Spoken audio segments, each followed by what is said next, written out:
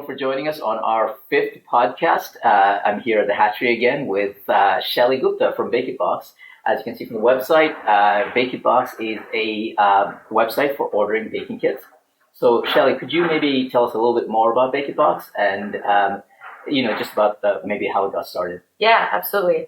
So Bakit Box is a specialty baking kit service. We do culturally diverse baking kits. So you have everything included in your recipe box, including a detailed recipe, so you can bake from scratch without the headache of having to go and buy everything. It started when my best friend Carla and myself, who's also my co-founder, we were doing a lot of cooking and baking during 2020, along everybody else. But we would frequently sit on the phone or on video and kind of chat about what we wanted to make or what we were thinking about doing. And she was making this huge cake for her husband's birthday, and I was going to be at that birthday party, so I was kind of along the journey with her. And we just started to realize that there's so many, resources online. There's hundreds of thousands of baking blogs and people's opinions. You just don't know where to go to when you're starting from scratch. So we spent a lot of time trying to find the right recipe. And then we spent a lot of time, she did, going and buying all the ingredients, and her cart size was ridiculous. I think she spent $80.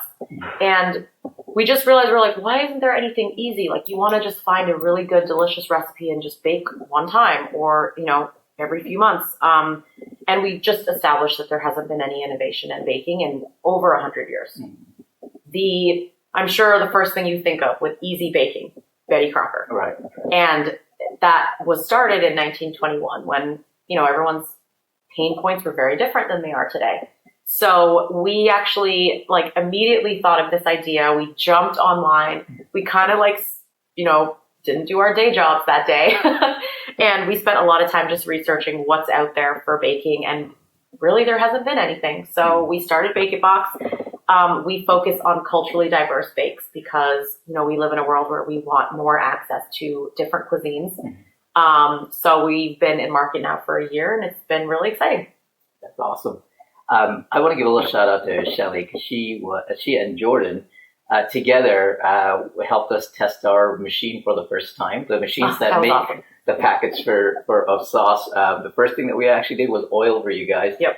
And that was, Jordan was very helpful for us. He's great. That all set up. So I appreciate you guys for doing that. And one of the things, when you talk about the baking boxes is a lot of people generally tend to have a lot of waste. Yes. Because they buy a lot of ingredients, but they're only using it for one or two. The other thing that also struck me, about the concept of Bakit Box is that a lot of people don't measure their ingredients properly. So if you use a certain cup size or you don't what do you call it? Right. Even it out properly, you're getting too much of one ingredient, and that affects. I got into sourdough baking like everybody else. Yep. And, that's the big issue is that if you switch that ratio. The end product just comes out raw. So. Exactly. I mean, baking is truly a science, right? It's a very artistic science. So we try and mitigate that. We do everything by weight. We work with a pastry chef here in Chicago who's fantastic. So, we want to be able to give you the ability to bake from scratch with very detailed instructions. We make them super user-friendly. Right. There's no baking terms, nothing you'll need to Google on the side.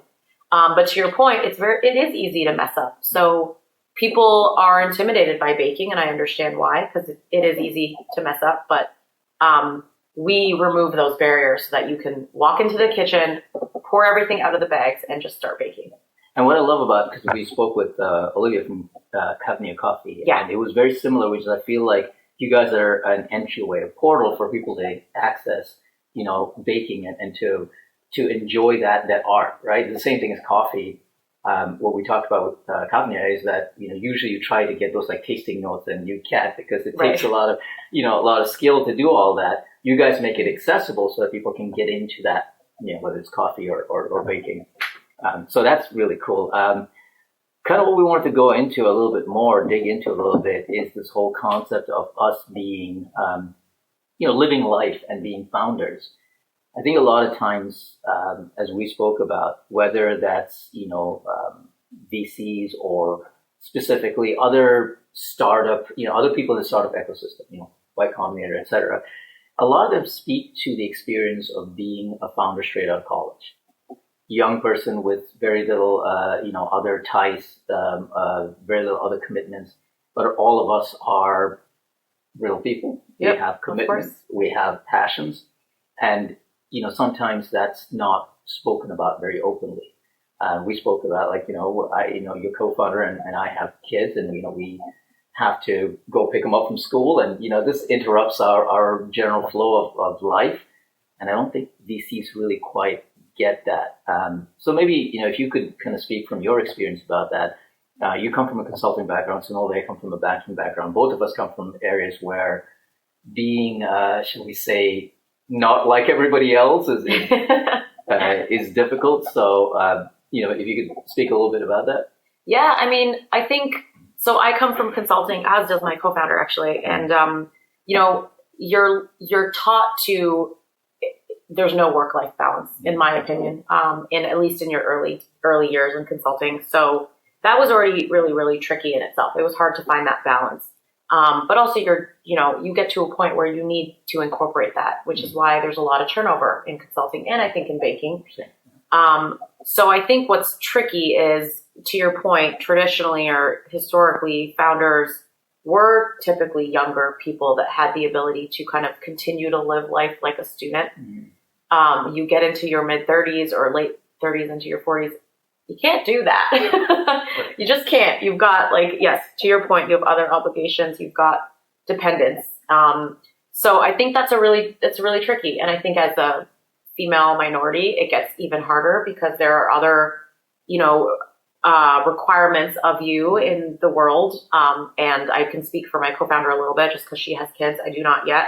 And it makes it really hard. It makes it hard to, find the balance between being able to support those dependents and still work on your passion, especially when you see huge, vision for what you're trying to build. And we do. And, it was a really hard decision for me and Carla to decide, we started off as companies both in our full-time jobs. And then we hit a point where we had this talk about, okay, what does it mean if I leave and take over for a while until you can? And just you have to be so supportive of each other as co-founders too, to say okay, I trust you to do this.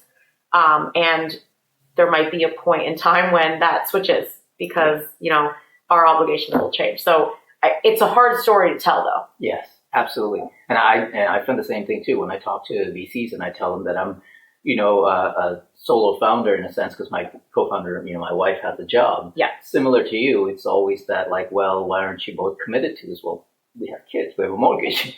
Right. To pay that, right? Right. The bank doesn't give you a holiday because you're doing a startup.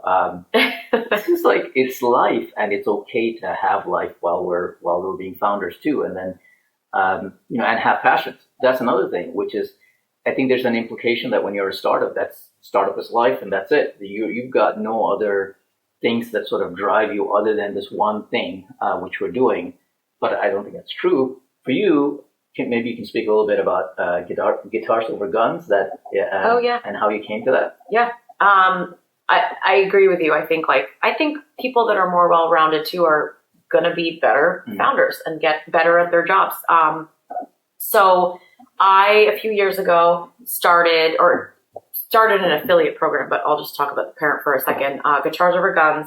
It's a nonprofit organization here in Chicago and in Miami. And they run middle school programs for underserved communities, specifically in training in music. There's different music theory, poetry. There's all sorts of different functions, essentially. But it's really an amazing program. They focus on middle school age where they're the most impressionable, and it's during that time when they're unsupervised. So I was asked to interview and go through the whole process of potentially running this affiliate program called RISE, which stands for Reach, Inspire, Support, Empower. And it's to, once those students graduate from their middle schools and they kind of go off to all these different high schools, they're just kind of left on their own and they may not have someone in the household that has gone through the high school experience or the college experience. So we pair them with mentors in the Chicago area from many different career paths, just to have a sounding board. Yeah. And we do some tutoring with them. We've taken them to different sites in Chicago just to hang out and get to know them. And this was inspired, I think this is a really cool story, by two students that were so smart, so phenomenal. I believe they're in the Miami program, but I'm not sure. And they got into a fantastic university, the Berklee School of Music, and there was no one to help them go through all the applications and all the, forms, and they missed a couple of forms and they couldn't go. They missed their financial aid form. Oh, no. And so Guitars Over Guns as an organization was like, we feel kind of responsible. We should have been able to help them. So that's how Rise was formed. So I'm the president of Rise. I've been with them since 2018. I work closely with the parent organization, and then we also recruit a bunch of board members, mentors. But it's an awesome organization. I think it's so important to give back. And for me personally as well, I come from a music background, so I just think it's really a beautiful thing to do, especially for the younger generation.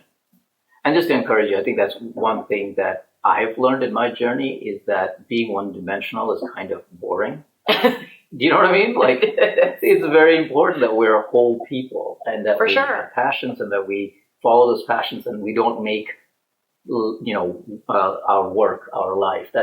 I don't think that's sustainable long term. It's the difference between burning out very quickly and building something versus having a long-term sustainable kind of plan for how we do it. And I think that's also very relevant to people who are listening who may be in careers too. Because sometimes I think that happens where your career takes over your whole life. Yeah. And you can't fuel your career if you're burnt out yourself. And so it's very important for all of us, I think, to find something that we really passionately believe in and invest ourselves into that. So yes, you can give 110% of yourself to your business. It may only be 50%, but that other 50% is life, kids and passions that kind of help drive you to make it more useful kind. But, growing up in Toronto, is that right? Mm-hmm. As an Indian, is there anything that you would want to share with us about your experience of your whole career, right? Going from consulting into this business. What's been something that kind of kept you going during those periods, and what's some roadblocks that you faced along the way? Yeah, great question. So funny enough, I think music was a big part of what helped me keep going, and which is why I connected so much with the organization. Because I grew up vocally, I trained as a kid and I was singing for a long time. So that actually was a lot of my driving factor. And I'm first generation Canadian, so I guess I'm kind of an immigrant here. Doesn't feel that way though, but so my parents are very, very, very, what's the word?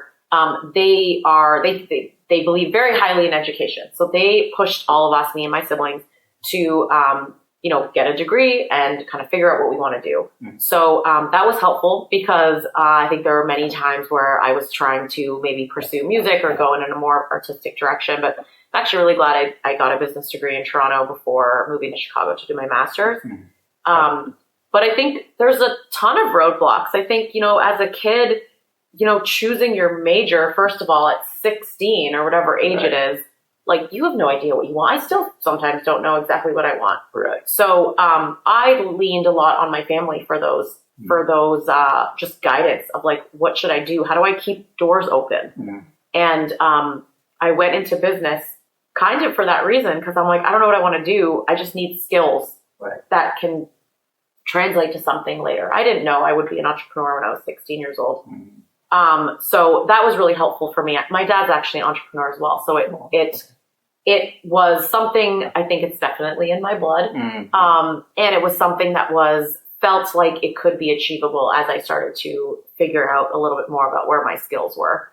But I think another challenge was moving here and dealing with, a change of country. Culturally, it's very similar, but there are a lot of things that make it difficult. You probably have seen a lot of that more than me, but, it's hard to get a job when you're not a citizen, and it's hard to get sponsorship, and it's hard to, do a lot of different things when you're here not as a citizen or not as a resident. So Definitely faced a lot of that. Sometimes I still do, but when you see an opportunity, you just got to go for it. Yeah, absolutely.